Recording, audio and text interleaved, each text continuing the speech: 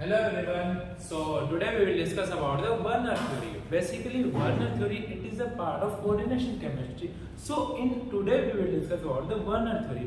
But before starting Werner theory, we have already known about the ligand. What is the ligand?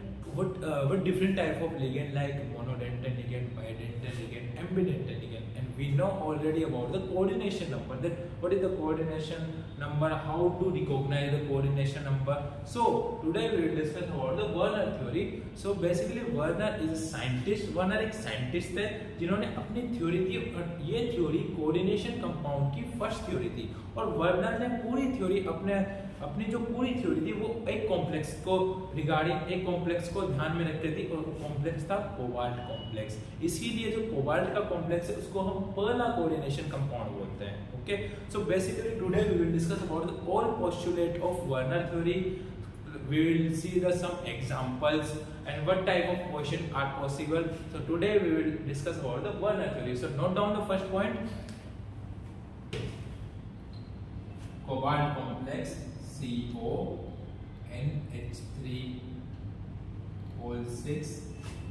is a first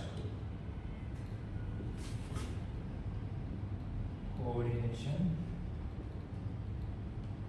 complex. Okay, complex.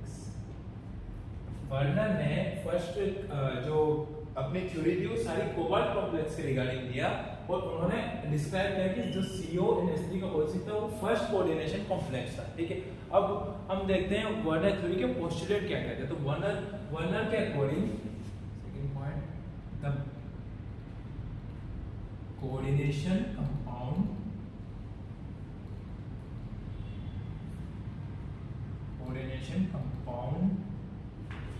contain transition metal.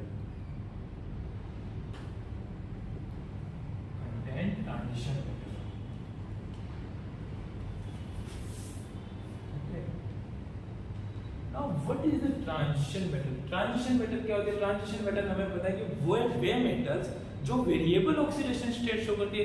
Means variable oxidation mean कि जो एक या एक से ज्यादा oxidation state show करे। Like iron है, iron +2 +3 दोनों ऑक्सीडेशन स्टेट शो करता है और वो दोनों में स्टेबल होता है। लाइक कॉपर हो गया, कॉपर भी +1 +2 ऑक्सीडेशन स्टेट शो करता है। तो इसी को हम ट्रांजिशन स्टेट बोलते हैं, सॉरी ट्रांजिशन मेटल बोलते हैं। ट्रांजिशन मेटल क्या होती है? Show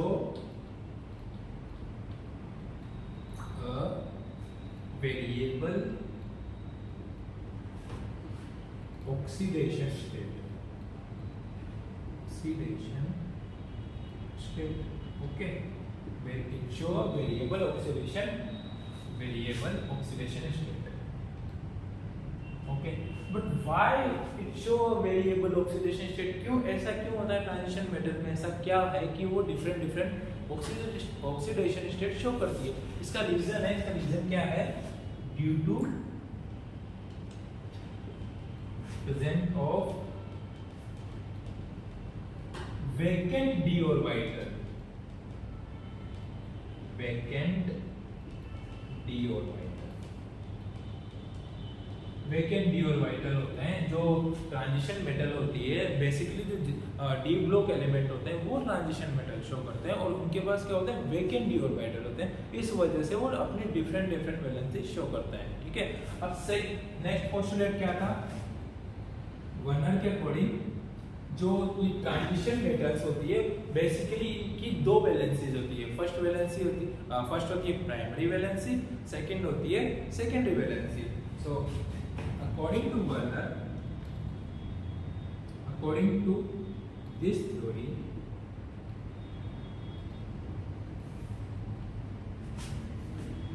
transition metal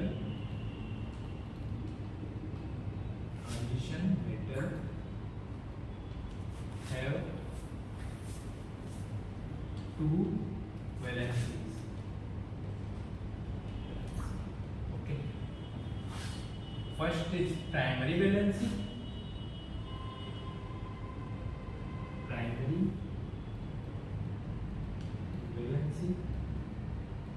short form is PV, second is secondary valency.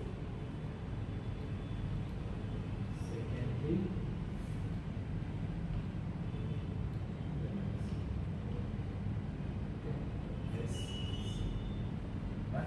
first is primary valency, second is secondary valency. Now the question arises, what is the primary valency? What is the secondary valency? So basically primary valency show the oxidation state of coordination compound.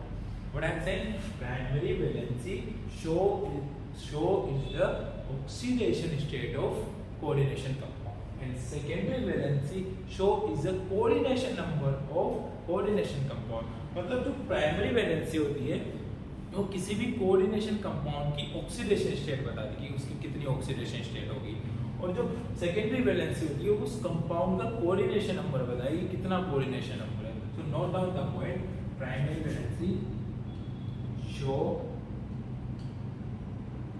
Oxidation state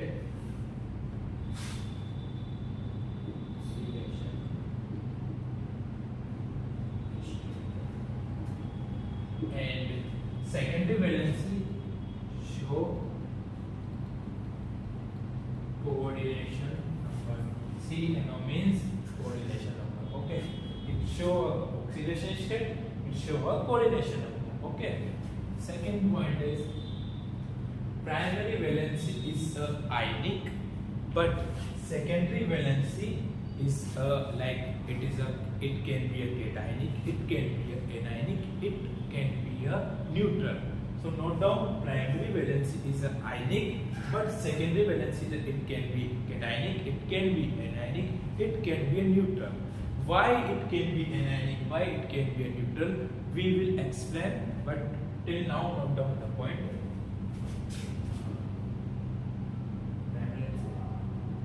It is a ionic species. It is a anionic. It can be a cationic.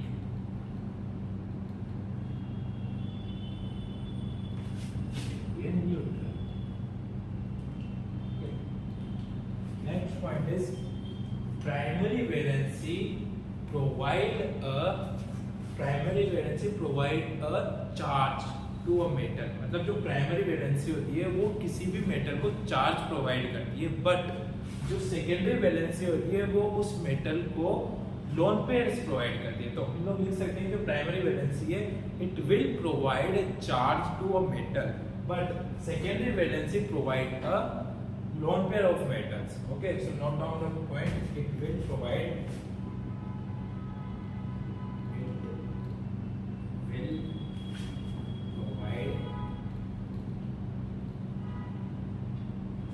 charge metal, but it will provide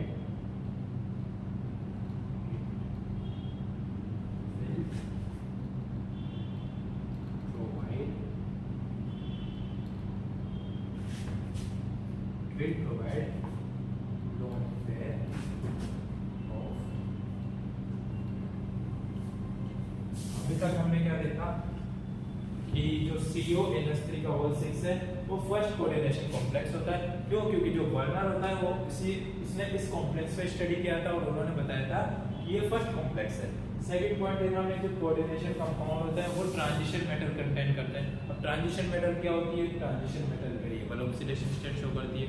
क्यों करती है? क्योंकि इनमें vacant orbital present होते हैं. Third point हमने देखा कि जो ट्रांजिशन मेटल होती है उनकी दो वैलेंसीज होती है, प्राइमरी वैलेंसी, सेकेंडरी वैलेंसी.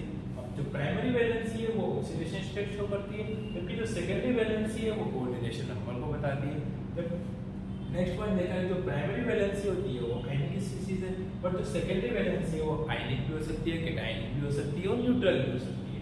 जो थर्ड पॉइंट देखा हमने कि जो प्राइमरी वैलेंसी होती है वो मेटल को चार्ज प्रोवाइड करती है, बट जो सेकेंडरी वैलेंसी होती है वो मेटल को लोन पेयर प्रोवाइड करती है. अब इसका रीजन देखते हैं कि इनके जो पॉइंट्स देखे हैं इसको हम एक एग्जांपल के थ्रू एक्सप्लेन करते हैं कि ऐसा क्यों हो रहा है कि ऑक्सीडेशन स्टेट कैसे निकालते हैं, या प्राइमरी वैलेंसी को कैसे चेक करते हैं, या फिर ये चार्ज को मेटल को चार्ज क्यों प्रोवाइड करती है, या फिर ये आयनिक कैटायनिक क्यों होते हैं, हम एग्जांपल के थ्रू देखते हैं। तो आई होप अभी तक आपको सब क्लियर होगा।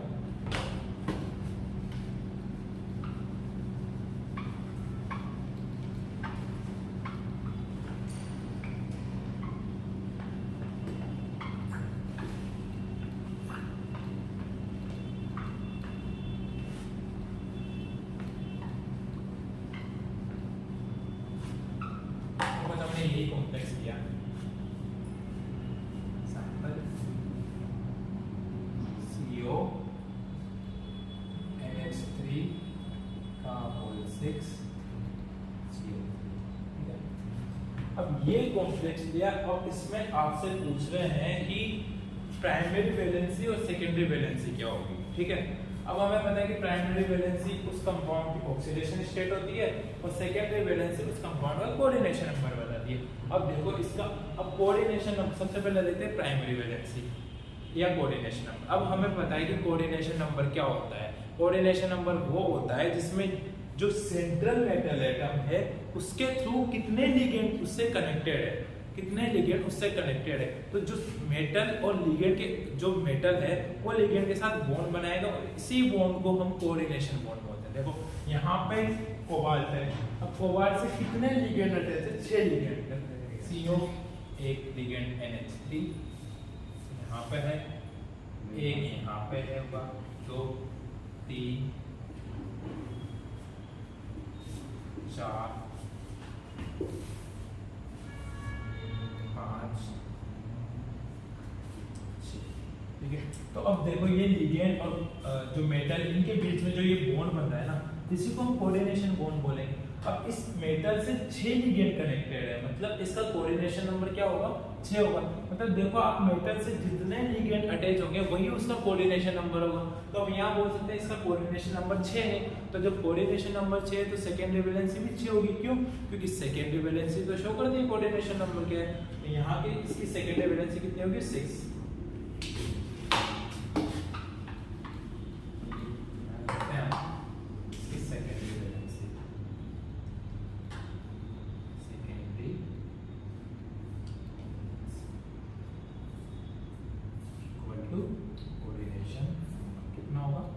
कैसे देगा, जो मेटल है उससे कितने बॉन्ड कितने लिगेंड आर कनेक्टेड है, जितने लिगेंड कनेक्ट होंगे उतने ही उसका कोऑर्डिनेशन नंबर होगा। अब हमें निकालना है प्राइमरी वैलेंसी। प्राइमरी वैलेंसी मतलब ऑक्सीडेशन स्टेट। सपोज कोबाल्ट का निकालना है तो कोबाल्ट को मैं X कंसीडर करता हूं। ठीक है, अब हमें पता है NH3 क्या है। अब मैंने आपसे पहले बोला था कि इस थ्योरी को समझने के लिए हमें लिगेंड के बारे में नॉलेज होना चाहिए और कोऑर्डिनेशन नंबर के बारे में नॉलेज होना चाहिए।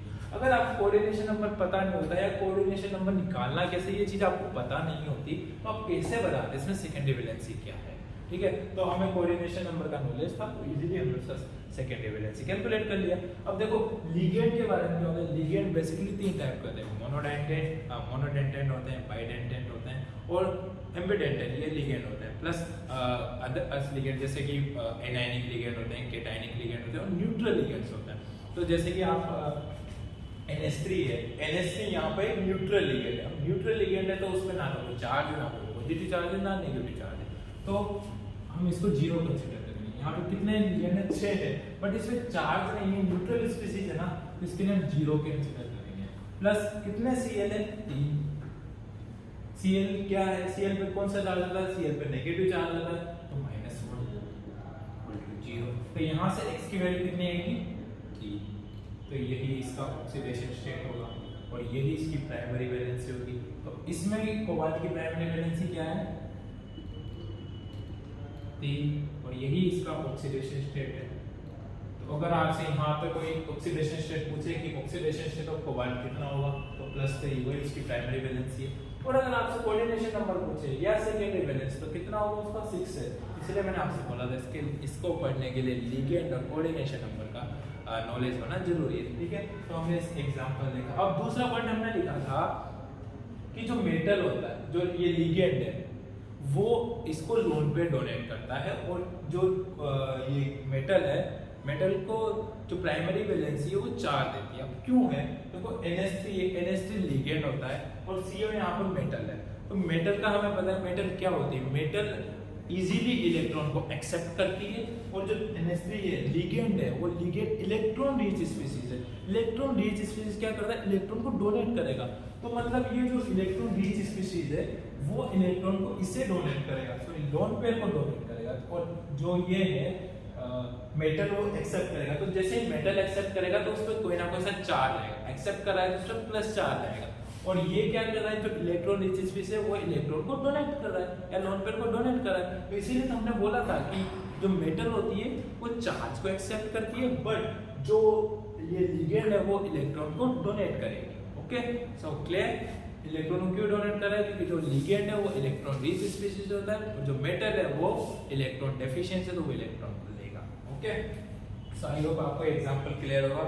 अब देखो नेक्स्ट पॉइंट, अब बड़ा इंपॉर्टेंट कांसेप्ट है इस थ्योरी में,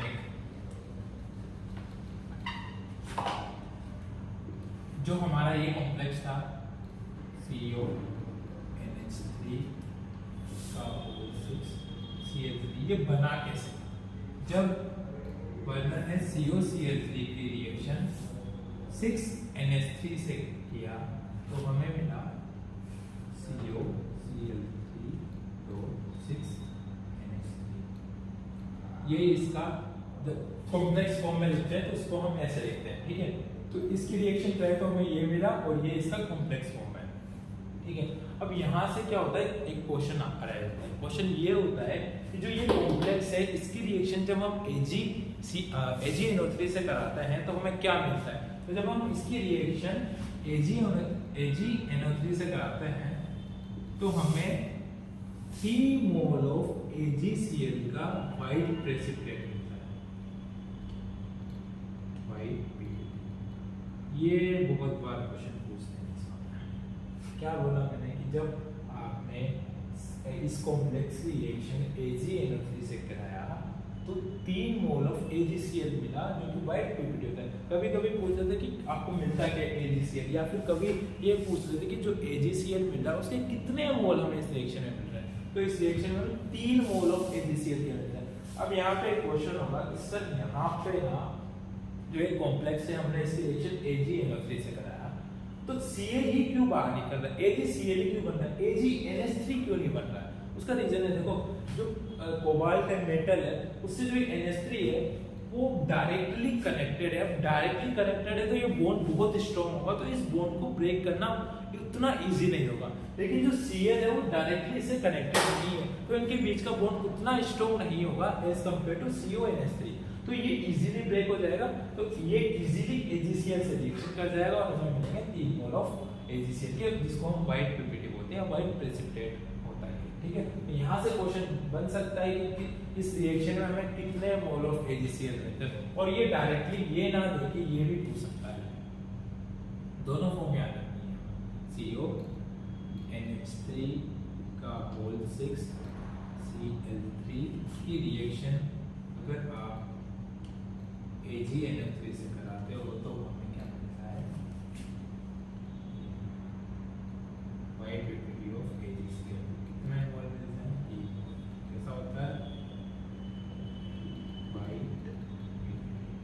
ओके, तो बेसिकली ये पूरा बर्नर थ्योरी था। अब एक इसका एक इम्पोर्टेंट कंसेप्ट और है, वो है मोलर कंडक्टिविटी। इस थ्योरी से हम मोलर कंडक्टिविटी भी निकालना सीख सकते हैं। और मोलर कंडक्टिविटी का क्वेश्चन आपसे कंपैरिजन करा लेगा, आपको 4 कंपाउंड दे रही है, वो 4 कंपाउंड में आपसे कंपेयर करा सकता है कि A लाइक ABCD, तो इनमें मोलर कंडक्टिविटी का ऑर्डर क्या होगा, तो वो कैसे आइडेंटिफाई करना है।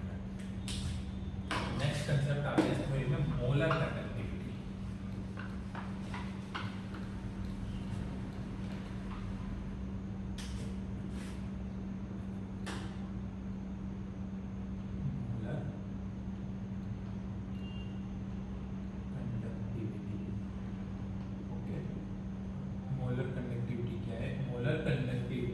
डायरेक्टली प्रोपोर्शनल होती है नंबर ऑफ आयंस के। मैं मोलर कंडक्टिविटी को शॉर्ट में लिख रहा हूँ MC। MC मतलब molar conductivity directly proportional to number of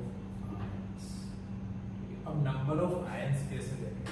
suppose यही कंपाउंड लेते हैं CO NH3 का होल 6 C, ठीक है। अब ये देखो ये कंपाउंड कितने आयंस में ब्रेक होगा, तो ये दो आयन देखो ऐसे ब्रेक होगा, आई थिंक ये CO NH3 का होल 6 प्लस 3Cl माइनस, तो कितने आयन बने, एक आयन ये पूरा कॉम्प्लेक्स का और 3 आयन Cl के, तो कितने आयन बने यहाँ पे 4, ठीक है। और जो मोलर कंडक्टिविटी है तो directly proportional number of ions होता है। तो पहले आपको आयंस निकालना है, आयंस देखना आना चाहिए, कोई भी कॉम्प्लेक्स दिया और उसमें कितने आयंस है, तो कैसे ब्रेक करेंगे, एक में तो एक आयन में ये ब्रेक हो गया और एक में Cl, तो जैसे ये कॉम्प्लेक्स का एक आयन और 3 Cl माइनस आयन। अब सपोज आपसे इसका क्वेश्चन कैसे आएगा, देखो एक कॉम्प्लेक्स आपको ये दे दिया, दूसरा आपको दे दिया CO NH3 का whole 5 Cl Cl2 CO NH3 का whole 4 Cl2 Cl CO NH3 का होल 5 Cl, ठीक है। अब इनके बीच में इसको दे दिया नंबर 1 नंबर 2 3 एंड 4, तो इनके बीच में कंपैरिजन करा है कि इनमें से जो मोलर कंडक्टिविटी है उसका ऑर्डर क्या होगा। तो अब इसका ऑर्डर कैसे देखेंगे, जैसे हमने इस कंपाउंड में देखा कि आयन को कैसे ब्रेक करें, तो यहाँ पे 4 आयन है, वैसे इस कंपाउंड में देखते हैं कि फिर से ऐसे ब्रेक होगा CO NH3 का होल 6 प्लस NH3 का होल 5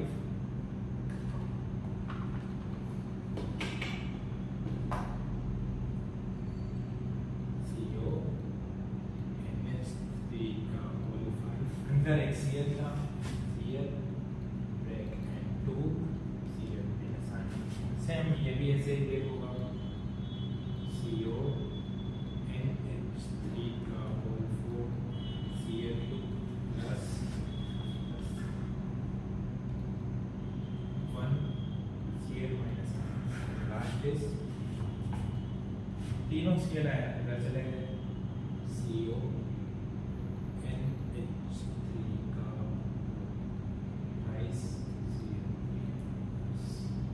देखो यहाँ कितने आयन थे, यहाँ 4 आयन थे, यहाँ पे कितने में 1 और 2 3 आयन, 3, यहाँ पे कितने में 1 और 2 1 और 1 2, और यहाँ पे 1, तो molar conductivity directly proportional number of ions के। तो देखो यहाँ 4 है, यहाँ 3 है, यहाँ 2 है, यहाँ 1 है, तो इसका ऑर्डर क्या होगा, आपसे कोई ऑर्डर पूछे तो फर्स्ट का सबसे ज्यादा होगा और फोर्थ का सबसे कम होगा। ऑर्डर लिखेंगे हम इसका मोलर कंडक्टिविटी का, first greater than second greater than third greater than, ये मोलर कंडक्टिविटी है।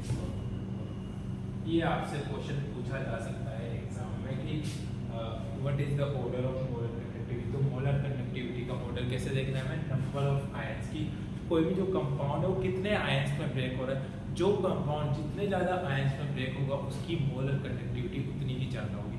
अब यहाँ से ना एक कंसेप्ट और देखो, जो अभी लास्ट रिएक्शन में हमने देखा था कि नंबर ऑफ AgCl के मोल, जैसे 3 मोल बन रहे थे, तो वहां पे भी ना आपके आयंस वाला कंसेप्ट लगा के देख सकते हो। सपोज करो इसी रिएक्शन में आपसे पूछता है कितने मोल AgCl के निकलेंगे, तो इसमें बनेंगे 3 मोल ऑफ AgCl, इसमें बनेंगे 2, इसमें बनेगा 1 और इसमें AgCl 1। तो देखो एक सिंपल सी ट्रिक है कि जैसे कि इसमें रिएक्शन में 4 मोल बन रहे हैं, तो 4 में से 1 कम कर दो। AgCl के मोल पूछे ना तो आप कुछ मत करो, उस कंपाउंड के टोटल मोल्स निकालो। सपोज कोई कंपाउंड है उसके 4 मोल बन रहे हैं, अब उसमें आपसे पूछे कि AgCl के कितने मोल बनेंगे, तो उसमें से 1 कम कर दो, उतना ही उसका AgCl का मोल बनेगा। जैसे इसमें 3 मोल मिल रहा है, तो यहाँ पे AgCl के 2 मोल मिलेंगे। वैसे यहाँ पे 2 आयंस बन रहे हैं, 2 आयंस बन रहे हैं, तो 1 कम किया तो 1 AgCl का मोल मिलेगा, और यहाँ पे तो 1 ही बन रहा है ना, तो यहाँ पे कोई AgCl नहीं मिलेगा।